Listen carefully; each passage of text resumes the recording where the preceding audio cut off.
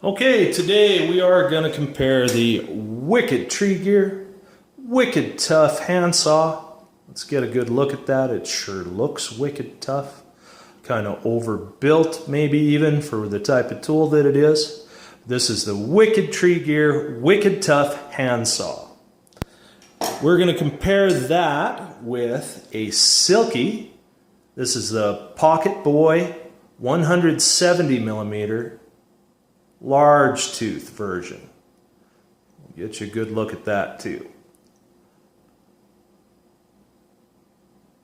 Okay, let's tell you how this is going to go. I am primarily comparing these two saws in this video, but you are going to see some other saws here in a little bit. What we're going to do is we're going to go over the specifications and details, talk a little bit about how these are built, how they're similar, how they're different, and then we're going to go out in the shop and we're going to cut a couple of pieces of wood. When we do that, I am also going to make some cuts with a Silky Pocketboy 130 millimeter medium tooth version, a Bahco Laplander, and a Silky Gomboy 210 large tooth version. In my previous videos, you've seen some baselines and how these things perform, and I want to kind of continue that tradition. Primarily, this is a comparison between these two saws, but you are going to see and hear about some other saws a little bit later in the video. Okay, let's get right into the specifications and details and compare these two saws. The closed length of the Wicked Tree Gear Wicked Tough Handsaw, and I'm not going to close it up because I'm working one-handed here for the moment. It is 8 1/4 of an inch, and I think you can kind of see there where the handle sort of ends. When it's closed up, it's 8 1/4 inches long. The Silky Pocketboy 170 is pretty much exactly 8 inches long when it's all folded up. Open length, as you see them here on the table. The Wicked Tree Gear Wicked Tough Handsaw is 14.12 inches all opened up. And as you can see, the Silky Pocketboy 170 is about 14.5 inches. So that's kind of interesting. The closed length of this is 1/4 inch longer than the closed length of this, but this is almost 1/2 inch longer all opened up.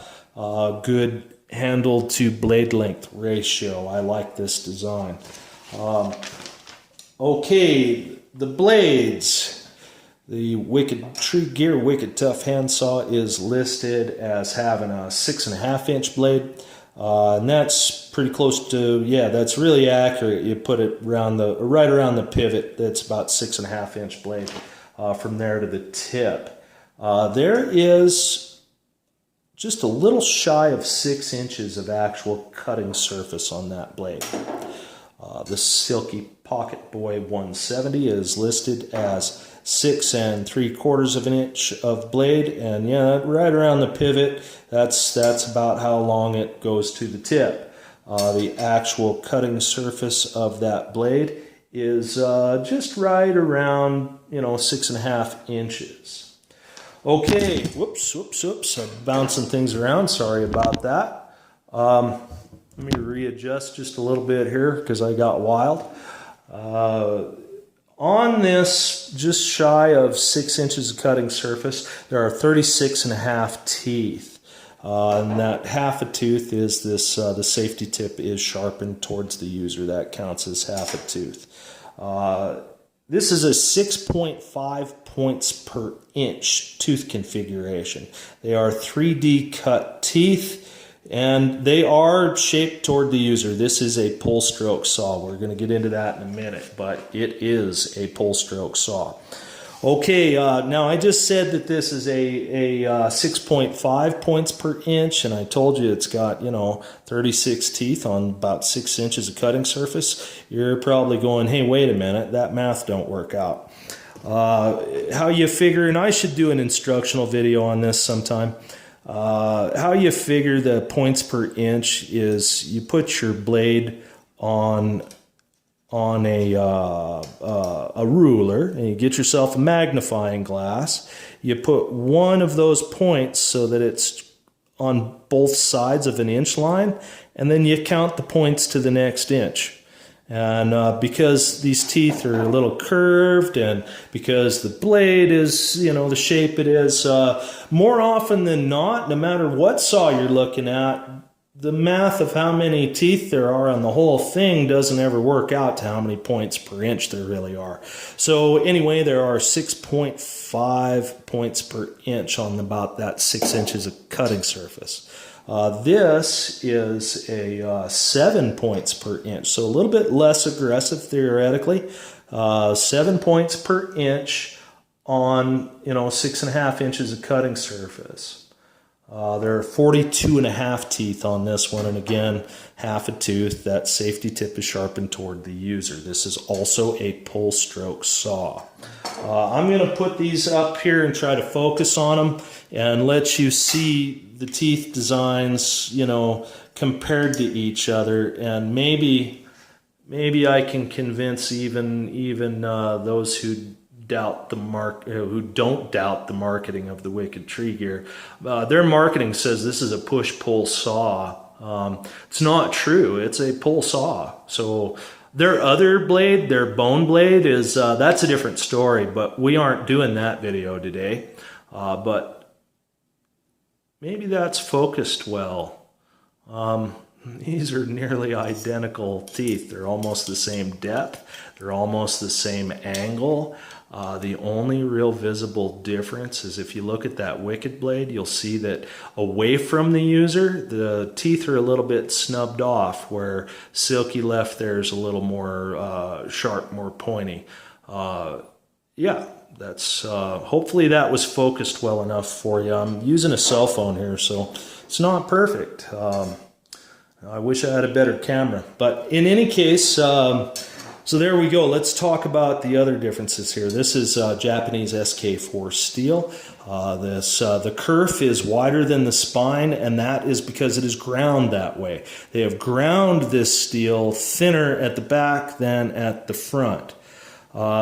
This also has a wider kerf than the spine, and that's a good thing. It reduces friction because your actual cut is wider than the blade, so there isn't so much friction while you're cutting. That's a good thing.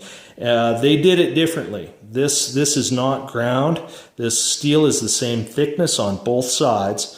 What they did, and I don't know if we probably aren't going to be able to show. Oh, there. Kind of see those dings along the bottom of these teeth? They spread these teeth apart with a press of some sort. I've seen this done in manufacturing. It's usually done with a wedge-shaped metal wheel. They run it up between the teeth and pushes the teeth apart a little bit.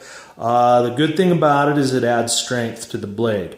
The bad thing about it, pushing these teeth apart, pushes the tips of the teeth further away from each other. So essentially, each tooth is cutting its own kerf instead of cutting deeper behind the tooth ahead of it. So you take a performance hit doing it that way, but you do add some strength to the blade. And this is a very stiff blade. We don't know what exact steel this is, what metallurgy it is. They don't advertise it, but it's another high carbon steel blade, probably real similar to an SK5, which is, well, you know what? I don't know that it would be, because SK5 has a little more chrome in it, and this isn't that. I don't know. I shouldn't even speculate. I have no idea what that is. It's some sort of a tool grade high carbon steel. And yeah, it's good. It's nice, strong stuff. This is a very strong blade. And the way they did these teeth does add strength to this blade. You do take a performance hit for doing it that way in comparison to the Silky. The tips of these teeth are closer together, so they are cutting in the same place as you draw the saw back. Okay, let's move on from that. Let's talk about the handles and the handle material. This is stainless steel handle covered in a gum rubber. This is a cast aluminum covered in a very similar kind of stuff. I don't know that it's gum rubber, but it's a nice, sticky, good feeling Nice stuff rubber. This is good handle. Did have a little problem with this one, but I was able to fix that with a little bit of super glue. No big deal. A little bit of that came loose after I used it the first time, and I was able to just glue it down. You can't even tell. No problem. Nothing I'm complaining about. Ergonomics. These handles are both the thickness of these handles, 3/4 of an inch thick. The widest point on the Silky is also 3/4 of an inch thick. This looks a lot narrower. It does taper toward the front, where this is the same thickness through all the way from the front to the back. The finger grooves are nice for people with really big hands. I wear a large size glove, but my hands aren't giant, you know. If you're wearing winter gloves, you're gonna love those finger choils. And, you know, it's nice and comfortable. You get your thumb up on the back of this, get a little leverage. Yeah, that's, ergos are great. Ergos are also great on this. Nice palm filling, 3/4 of an inch thick. Gom rubber, nice tacky stuff. Yeah, I will admit that on all of my Silkies, even the larger Silkies, I tend to get my thumb up here and release my lock, and it'll pop back into the next lock position when I don't mean it to. That's a user error sort of thing, but that brings us to the locks. Hardened steel pin on this one. Spring loaded. There are a couple of notches in the blade. I don't know if I'll be able to focus in there well enough or not. Probably, I don't know. I think you can see it a little bit. It's a fairly shallow notch in the blade. That surprises me a little bit. It'd be stronger if it was deeper, but seems to be just fine, and you don't pry with a saw anyway, so it's not in me to complain about that too much. I was just surprised at how shallow those notches really are. There are 2 of them. It locks shut and open. 1 position lock. Hardened steel pin, spring loaded. Also, that we'll talk about the pivot while we're here. It requires an Allen head, also a hardened steel pin through here, so should be very, very strong. The Silky, yeah, we got a steel pin. You can open this with a coin to adjust the pivot. You know, it's a flathead screwdriver. You can open it with a coin. No Allen head necessary. I like that. It's a 2-position lock, 2-position open. Does not lock shut, doesn't lock shut, but it holds in there, you know, the friction keeps it in there. It's not going to open in your pack. I do kind of prefer this lock and shut, but definitely not a deal breaker on the Silkies because it ain't going anywhere. Okay, let's look at this lock. There's a couple of relatively deep notches in the back of that blade and a stainless steel pin. See if you can see that. Try to get the light on it. There we go. That stainless steel pin, you know, and this one on the Pocketboy is pretty big. It's like 3, maybe, yeah, 3, probably closer to 4 millimeter, 3.5 millimeter maybe. It's pretty big, nice, hard, big old stainless steel pin. Drops into that notch, and then of course 2 positions. So these locks are, I'm going to say, very similar in strength. Also very similar in design, except the way they're activated. It's both pins dropping into a notch in the blade. So, you know, strength and how they actually work is pretty much the same. Their activation is different. This is a spring-loaded, you know, barrel kind of pin, and then this is a crossbar, also spring-loaded, but differently, you know. I have accidentally deactivated my locks while using Silky saws. It's true, I've done it, I'll admit it. Okay, where are we at? Okay, we talked about the blades, we talked about the locks. I may not have mentioned the weight. 8.23 ounces for this one, 7.81 ounces for this one, so about 4/10 of an ounce lighter.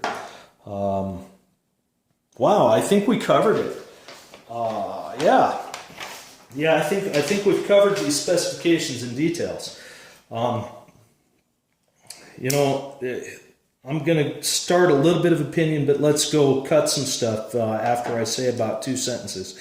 This is kind of an overbuilt tool. That's their main selling point with this saw, is the fact that it's kind of zombie apocalypse kind of deal here. This is far more elegant looking. Silky doesn't really market things that way, but they're not an American company, they're a Japanese company, so you know the mindset is completely different. But these are incredibly similar devices. Let's go cut some stuff and check out the performance. And again, I'm going to cut some stuff with a Silky Pocketboy 130, a Bahco Laplander, and a Silky Gomboy 210. And I don't know, depending on how lazy I am, this is a Silky Super Excel 210, which is very, very similar to this Gomboy, but you know, let's go do it. Let's go do some cutting. We'll be right back.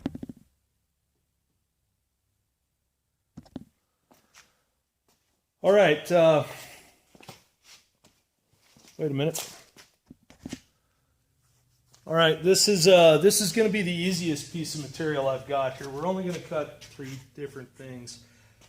This is 2 1/4, a little bit over 2 1/4 inch piece of some sort of a birch that dried out and has been standing dead in a very dry climate for, I don't know, 5 years. So it's super dried out, but it's still sturdy. You know, it hasn't lost its integrity entirely, but it's been standing dead for a long time. So it's super dry. I kind of expect this to cut a lot like cottonwood, but it's still strong. So we're going to see. Let's start out with the Wicked saw. This is the Wicked Tree Gear Wicked Tough handsaw.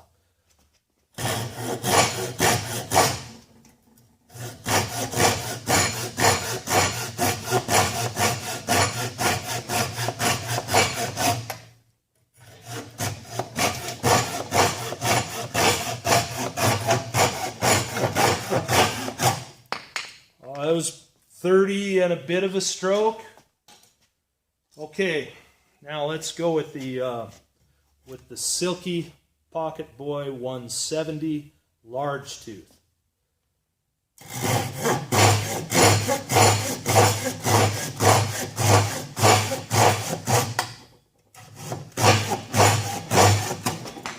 "14 strokes. Huh. Silky Pocketboy 130.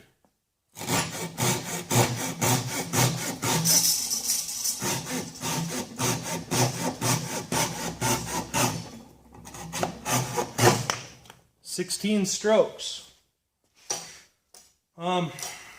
Here, let's go with the Bahco Laplander. This one ought to take some work. Little bitty teeth, and you're all familiar with it.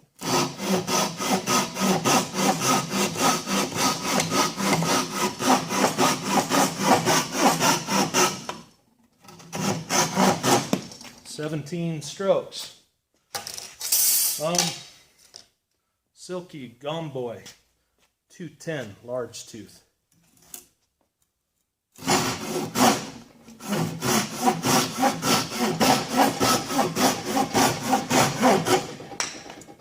About 11 strokes. Okay. Let's make sure we gave this one a fair shot. Wasn't in a knot or anything. Yeah, this is again the Wicked Tree Gear Wicked Tough handsaw.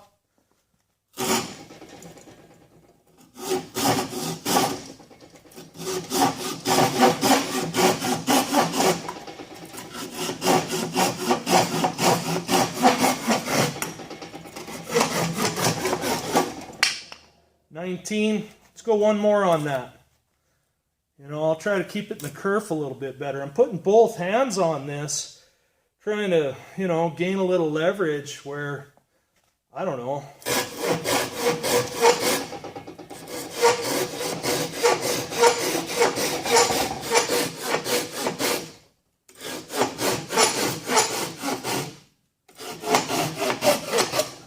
20 strokes.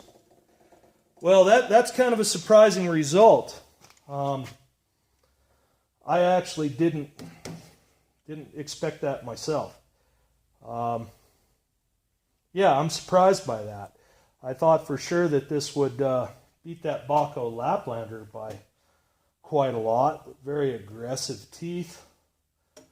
That's a surprising result. So we're going to move on to some other material. Before I wear myself out or something, let's put this Gomboy, or this Pocketboy 170 back on this. Make sure we're just doing good, you know.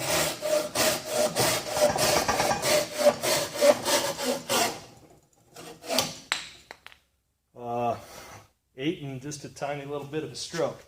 Now, I'm sure you noticed, especially my subscriber who, you know, I'm sure you noticed all the sawdust going out both forward and back. My back is definitely a bigger pile here after all those saws. This saw does a great job shedding, but here, see that? It cuts just a little bit on the front stroke. Watch on the back stroke. Look at it all. Yeah, this is a pull cut saw. It'll move a little bit of material out to the front, and it's just shedding it. Here, let's not put any pressure on it. None whatsoever. I'm not cutting anything. It's just digging out the sawdust. But, yeah, this is a pull cut saw. And that's all I'm going to say about that for the time being. Let me reset with some different material and we'll move on. Okay, this is a piece of cherry. Died in my dad's yard last fall, so hasn't been standing dead quite a year, but it's fairly cured. It's not completely out of moisture yet, but it's getting there. It still has a little bit of moisture in it. It's still pretty flexible. It's not cracking and whoops. Although I did just pull it out of the vise. Make sure that's good and secure. There, I cracked it a little bit, but it was a great big vise. Anyway, let's start with, this is a 2-inch branch here. This is a 1-inch. I don't know if we'll get into the larger portion or not. We'll see.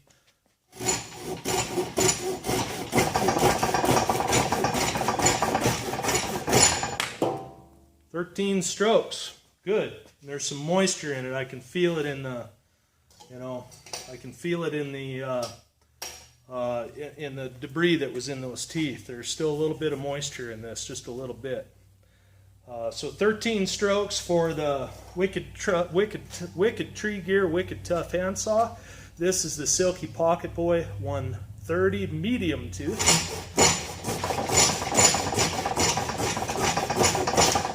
Ooh, 11 strokes.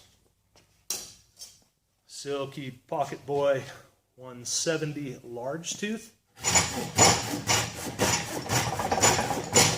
7 strokes. Bahco Laplander.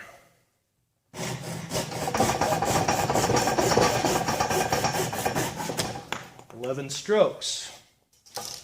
Silky Gomboy 210 large tooth. 6 strokes. What does that leave? We did them all. Let's cut this smaller branch, I guess. 6.5. Little Pocketboy.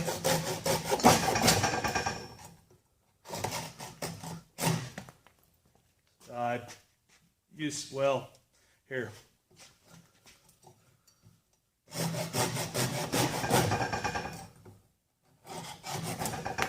It's like 6 strokes. I gotta shimmy down into it.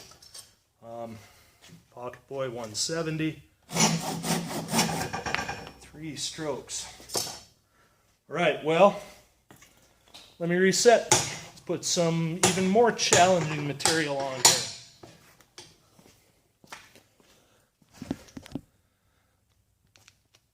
Okay, what we got here is Sumac. This is a ornamental Sumac. Dead about a year. Another one came from my dad's yard, dead about a year. This is going to end up being, I don't know, 2.5 inches maybe 2 3/4 once it's cut off. We will measure it.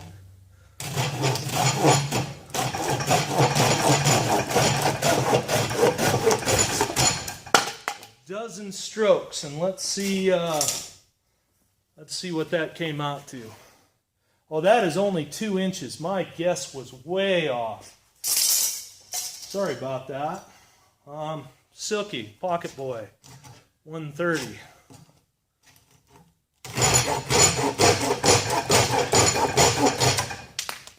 Eight strokes. Silky Pocketboy, 170. Whoops. Well, that was tough on the blade. I may have bent it a little bit. Huh. I have, I don't know, maybe it's not bent. Yeah, it's a little bent. I bent that a little bit.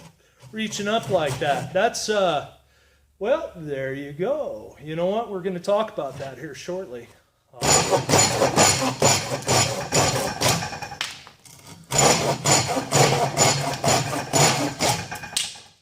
I did put a little bend in that blade, and it may not be so easy to fix. That's what's not going to happen with the Wicked tree gear. Although I was able to bend one. I'm not going to say that that's 100% true. I was able to bend a blade on the other one of those that I began testing with. But this ain't easy to bend a blade.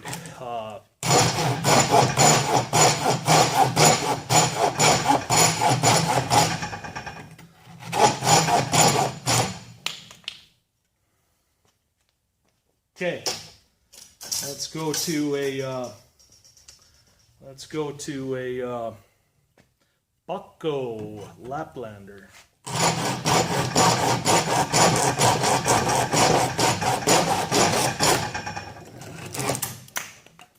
That was about 12 strokes. It was still hanging on a little bit. I expected it to fling off of there.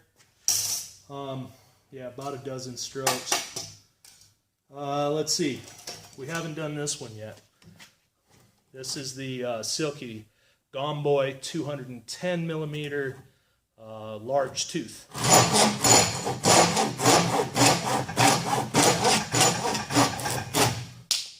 10 and a knot right here, but that's all right. Still, let's cut another one.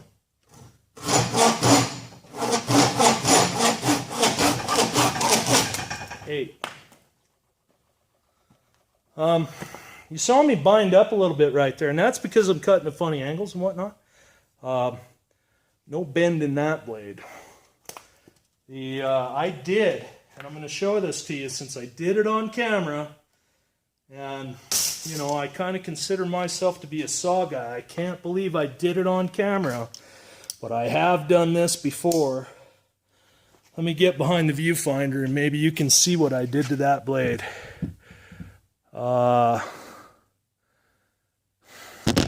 Oops, I'm kicking the camera around.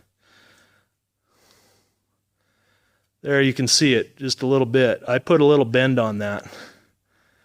And it's going to take a few minutes to put it back. I do have confidence that it will go back, that I haven't destroyed this saw with that little bend in it. You know, fact of the matter is these things should be a little flexible, but one should be careful, and I wasn't.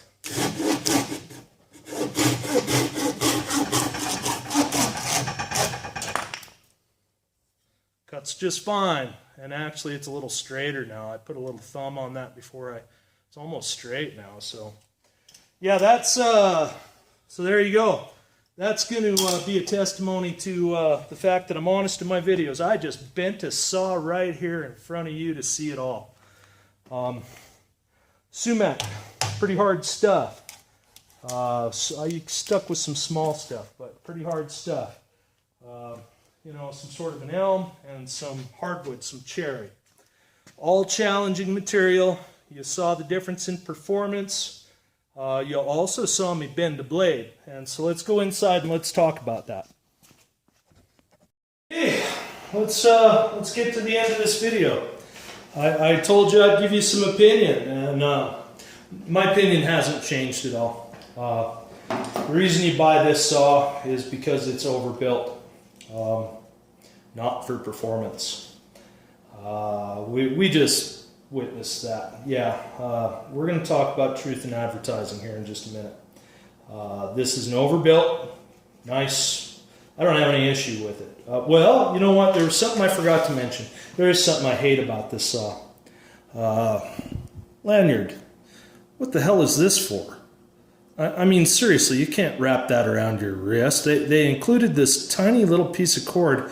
I guess maybe you could hang this up on a nail in your shop or something. Maybe that's what it's for.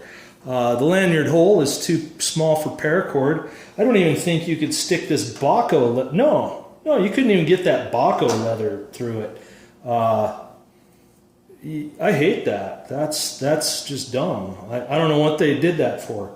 Not a clue. I couldn't tell you what this, not really a lanyard. I mean, maybe I've got some shock cord that small that would go through there. I hate that about it. Honestly, I hate that. I like pretty much everything else about this saw, up to the way they advertise it. Well, you just saw some performance testing. And we are still comparing these two saws. Let me set these aside for just a minute. All of this. Let's get this off camera. These two saws. Now, I have, just walking back in here, I've straightened this out. It's nice and flat again. I did not destroy this saw. It's not, it's not really in any way damaged. It was able to recover from that little bend I put in it. However, that wouldn't have happened to this blade.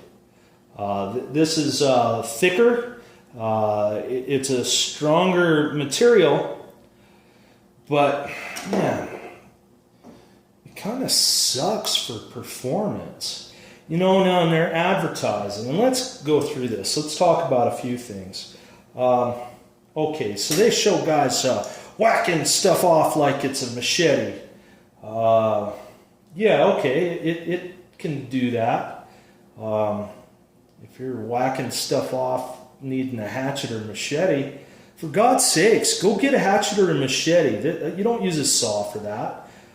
Even if it's capable of it, that's not what this tool is, and that marketing annoys me, because why would they promote not just getting the right tool for the job? If they want this to be a hatchet or a machete, gee whiz, there's room for 3 blades in here. Throw another blade in it. Throw some sort of a big knife blade in there and use it for a machete. That's not what you do to a saw. Some of their other marketing, this is my favorite. Easily cuts through an 8-inch diameter log. I think that's a direct quote from one of the videos. When I first heard that, I was like, okay, they don't know the difference between the word diameter and the word circumference. That's what I thought immediately, because lots of people didn't make it through high school geometry and don't know what those words mean. So I thought, okay, well that was a typo, that was a misspeak. And then right after that, they're like, oh, it blows right through a 4x4. Okay, so 8-inch diameter log would be about 2.5 inches. Or an 8-inch circumference log would be about 2.5 inches of diameter. Yeah, a real reasonable size material for this saw. A 4x4, 4 inches by 4 inches by 4 inches. You got yourself a, if it weren't square, it's dimensional lumber, that's why it's a 4x4. But you're looking at, what's that going to be? Down near 5-inch diameter. Once you get out to the, so yeah, something like that. It's going to be maybe even, pretending that 4x4 is round. Yeah, you're getting out to a 5-inch diameter. And so, no, they really mean it. They really are encouraging you to tackle 8-inch logs with this saw. No, don't do that. Okay, could you possibly make it through an 8-inch log with this device? Yeah, you know, I mean, if somebody's life depended on it and this is the only tool you've got, yeah, man, you can do it.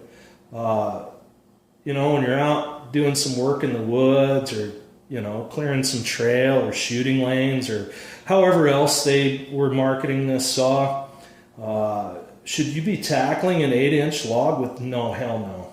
Hell no. That's just stupid. It makes me mad to see them advertise it like that. Easily cuts through 8-inch diameter log. No, the hell it does. No, don't do that. Don't do that. You're going to hurt yourself. You're going to be putting way too many calories into the cut. And no, that's not reasonable nor realistic. They're giving you terrible advice. That is, you know, truth in advertising is a big deal. There are a couple other things. I destroyed one of these saws, by the way. I'm not trying to be too critical of it. I'm being critical of their advertising. This is a good tool. This is a really good tool. Really, really, really good tool. Overbuilt, nice tough stuff, just like they say. But you know what? Yeah, okay, we plant this thing under our tire and we run over it with our truck, and oh, it survived. And you guys remember science class from, you know, junior high, 8th grade, and maybe freshman year of high school, all the things you could do to an egg, a chicken egg without breaking it, you know. Yeah, man, there's another video coming up on this saw because I'm just ticked off about their advertising. Yeah, I run one of these over with my truck, and it's not even a full-size truck. It's a little bitty Nissan. It's not the only truck I've got, but yeah, 97 little Nissan 4x4. I run one of these over.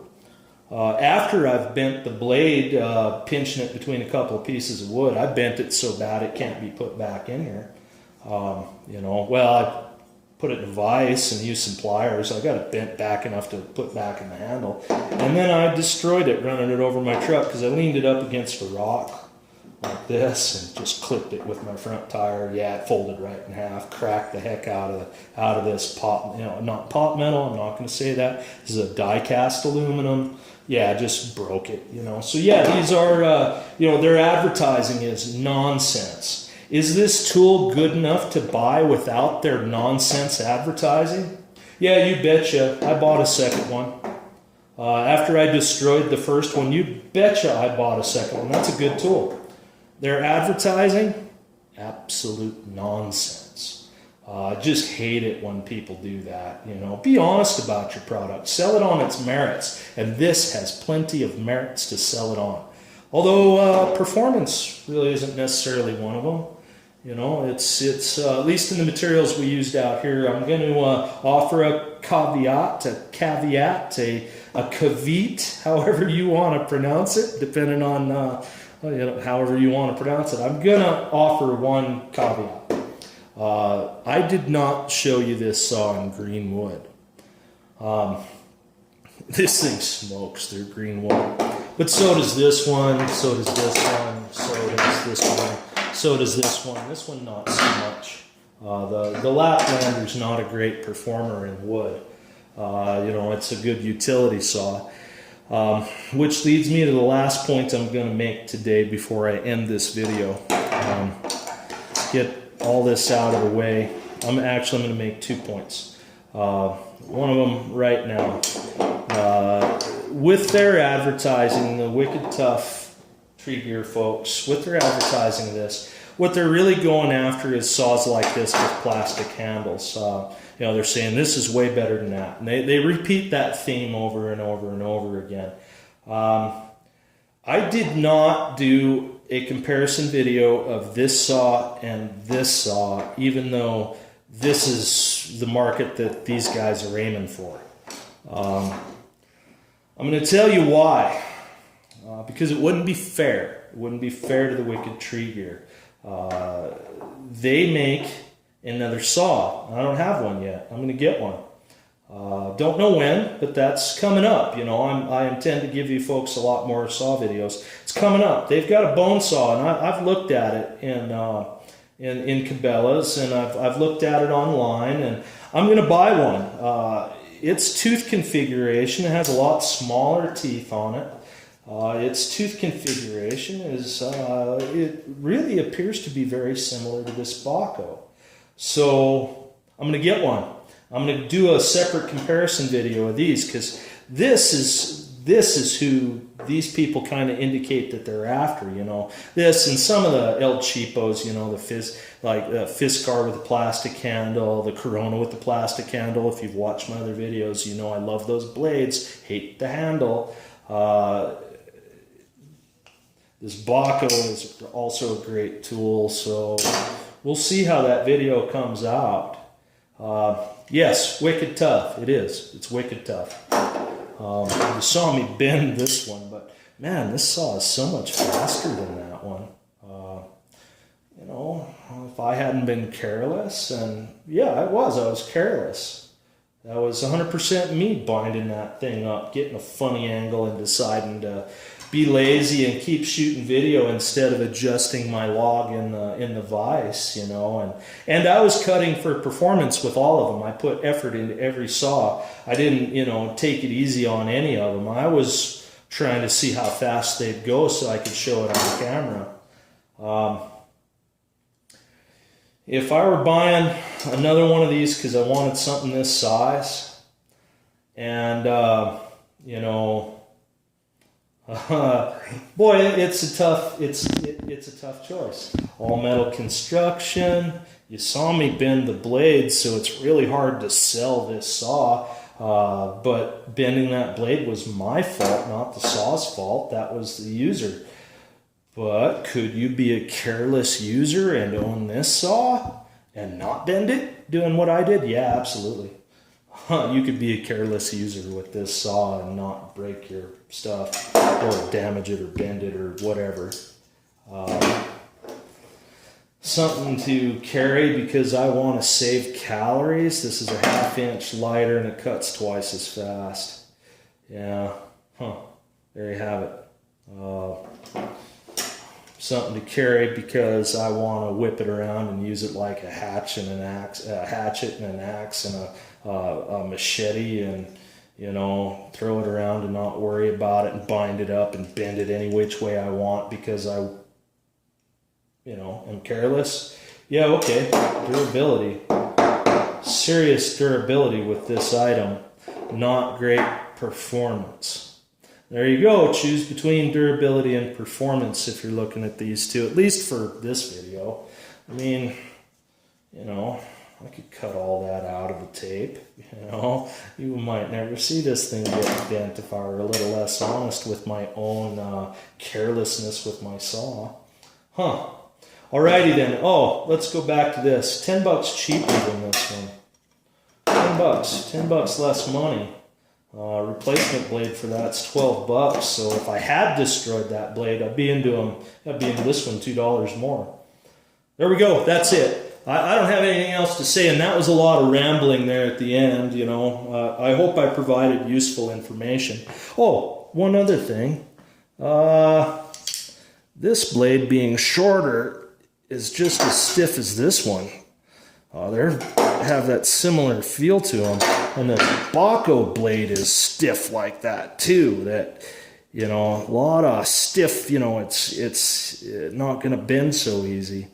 What did you notice in the video, the performance of this one compared to that one? Maybe that should be my next video, huh?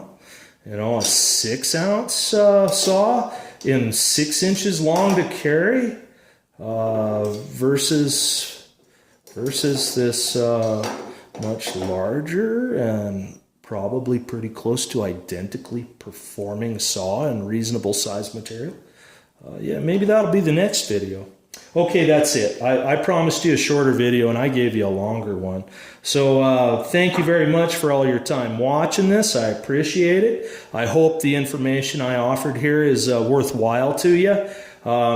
And you know what? I hope the rest of your day goes really well. Wicked tough right there. You know, I bent it on camera. That's terrifying. But I sure enough did. That's all I've got to say about that. Have a great day.